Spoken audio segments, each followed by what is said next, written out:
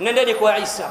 Isa, tumekuja kwako, wewe ni neno la Allah, kalimatullah, wewe ni roho wa Allah, wewe amekuumba bila ya baba, tuombe kwa Allah takhfif. Anasema mimi mwenyewe nimeitwa Mungu, mama yangu kaitwa mama wa Mungu.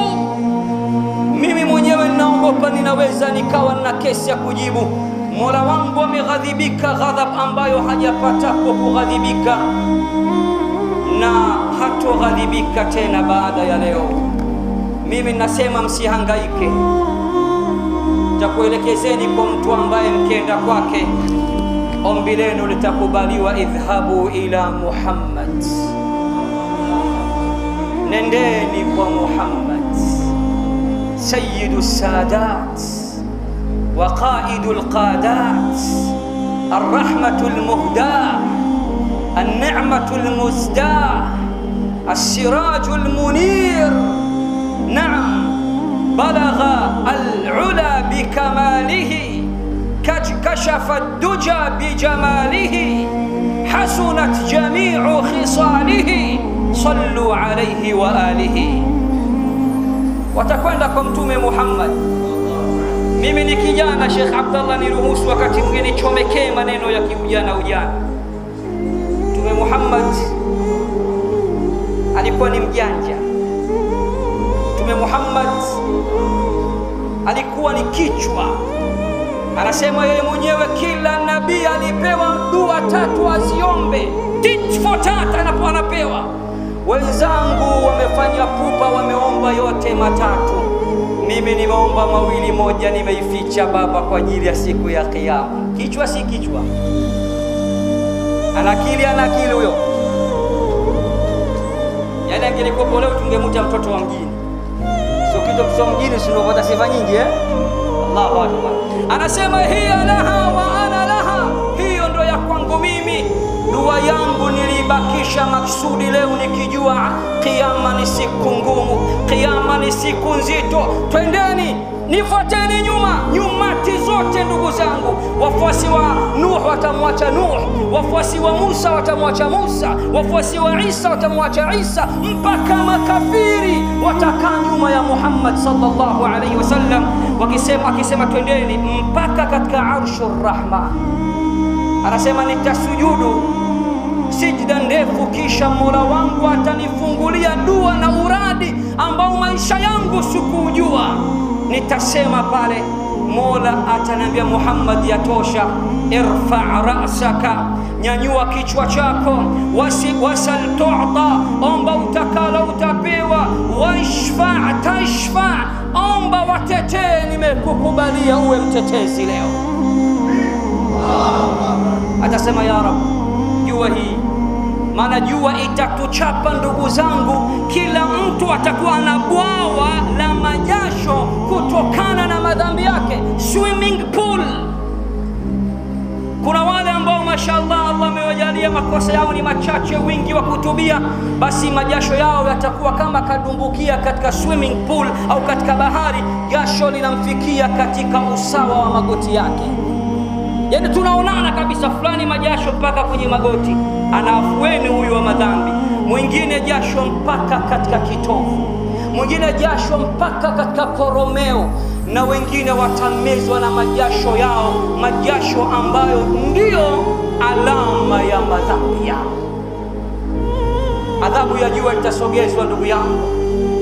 Ayu yawmin hadha, hii ni siku gani? Yauma yatadhakkaru al-insanu ma saa, kumbukumbu za watu zitarudi, memory za watu zitarudi, kila mtu atakumbuka yote aliyoyafanya. Leo kiulizwa umekunywa chai gani ya rangi ya maziwa, sikumbuki, nimepagawa mjini hapa. Akhera utakumbuka yote uliyofanya, yote, dhambi ya kwanza uliyoifanya mpaka ya mwisho. Baba, picha utaletewa kama screen mbele yako. Yauma yatadhakkaru al-insanu ma saa. Katika suratul Fajr Allah anasema yauma idhin yatadhakkaru al-insanu wa anna lahu dhikra. Siku hiyo atakumbuka mwanadamu yote aliyoyafanya. lakini ukumbusho ndo hautomfaa. Kukumbuka kula kutomfaa. Ukumbuke usikumbuke, madhambi yako yapo pale pale. Ndugu zangu, uzito wa siku hii, yauma yafirru almar'u min akhihi, ni siku ambayo mtu atamkimbia ndugu yake, wa ummihi wa abihi, mtu atamkimbia mama yake, pepo yake wa dunia na pepo yake wa akhera. Atamkimbia mama ambaye Bwana Mtume anasema pepo yako iko chini ya nyayo yake. Utamkimbia baba yako mzazi, wa sahibatihi wa bani, utamkimbia mke wako, utakimbia watoto wako. Kwa nini? Likulli mri'in minhum yawma idhin sha'nun yughni, siku hiyo kila mmoja ana lake linalomshughulisha, kila mmoja kapagawa na yake. Walidhalika bibi Aisha radhiyallahu ta'ala anha wa ardaha alipomsikia Bwana Mtume sallallahu alayhi wasallam siku moja akisema, innakum satuhsharuna yawma alqiyamati hufatan uratan ghurlan, hakika yenu mtafufuliwa siku ya kiyama hali ya kuwa ni pepo, hamuna viatu. Kwa taarifa yako, tutafufuliwa hatuna mavazi. Utasimama katika mizani, utapimiwa baba ngoma uko mweupe. Ghurlan, Bwana Mtume anasema mtafufuliwa hali ya kuwa hamjatahiriwa. Mkono wa sweta utarudi kama kawa. Tutafufuliwa hali ya kuwa ni tuko pepo, hatuna viatu. Tutafufuliwa hali ya kuwa hatuna nguo. Tutafufuliwa hali ya kuwa hatujatahiriwa. Ni wachache kutoka kaburini, wakisha toka tu watafunikwa na mavazi ya dhahabu, watafunikwa na mavazi ya harir. Wachache, wengi tutakuwa uchi.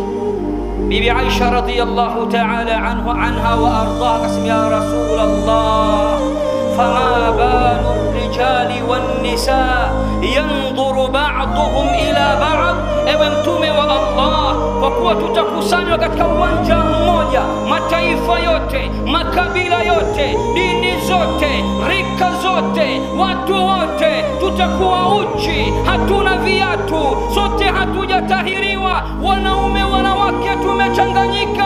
Ya Rasulullah, sitakuwa aibu hiyo? Si tutachunguliana? Rasulullah sallallahu alayhi wasallam anamwambia Aisha, ya Aisha, al-amru ashaddu min an yuhimmahum dhalik, ewe Aisha, ondoa wasiwasi. Uzito wa siku ya kiyama, ugumu wa siku ya kiyama, heka za siku ya kiyama zitapelekea kila mtu kapagawana yake, hatotazama maumbile ya mwenzake. Kisha Mtume anamwambia Aisha ukusoma kauli ya Allah aliposema, likulli mri'in minhum yawma idhin sha'nun yughni, kila mmoja katika wao siku hiyo atakuwa ana yake yanampagawisha na yanamshughulisha. Siku ya kiyama, ndugu zangu, ni siku ambayo hakuna nasaba na hakuna kujuana. Nitakupeni hadithi sahihi ya Bwana Mtume sallallahu alaihi wasallam. Anasema maeneo matatu network za watu zitapotea. Maeneo matatu ndo watu hawatojuana. Maeneo matatu ndo watu watapagawa zaidi. Ni hadithi ya Bwana Mtume Muhammad. Ni siku ambayo hakuna nasaba, wala hakuna ukabila, wala hakuna utaifa, wala hakuna ubini. فإذا نفخ في الصور فلا أنساب بينهم يومئذ ولا يتساءلون.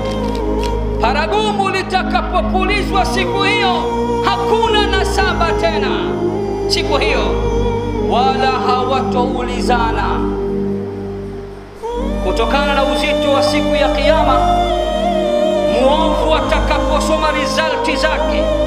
Muovu atakaposimamishwa katika mizani, akaona namna anavyofeli, akaona namna anavyodidimia, atatamani kuleta watoto wake wote pale mbele, kama ana wake wengi, wake zake wote, jamaa zake, ndugu zake, marafiki zake, mamilioni yake, anatamani ayalete pale yaweze kuangamizwa vyote ili yeye aweze kujigomboa. Allah anasema wala yasalu hamimun hamima, rafiki siku hiyo hatomuuliza rafiki yake, wala hatomuulizia jamaa siku hiyo, hatomuulizia jamaa yake. Ndugu siku hiyo hatomuulizia ndugu yake. Yubassarunahum yawaddu almujrimu law yaftadi min adhabi yawmiidhin bibanihi, atakaribia, atapendelea, atatamani muovu siku hiyo lau angelitoa fidia kwa Allah badala ya yeye kuadhibiwa kutokana na adhabu ya Mola wake, laiti angetoa fidia hawa wafuatao: bibani, watoto wake, wa sahibatihi wa akhihi, mke wake na ndugu zake, wa fasilatihi allati tuwi, jamaa zake wote, kila anayemhusu. Lengo ni nini? Allah anasema kwanza, wa man fil ardi jami'an thumma yunji, atatamani kuwatoa fidia wote wanaoishi katika ardhi, kisha yeye peke yake ndiye aokoke, peke yake ndiye aokoke, aokolewe. Maeneo matatu, ndugu zangu, watu hawatojuana katika siku ya Kiyama. Sikiliza hadithi aliyoipokea al-Imamu al-Hakim katika al-Mustadrak, juzuu ya 5 kurasa 578, na aliyoipokea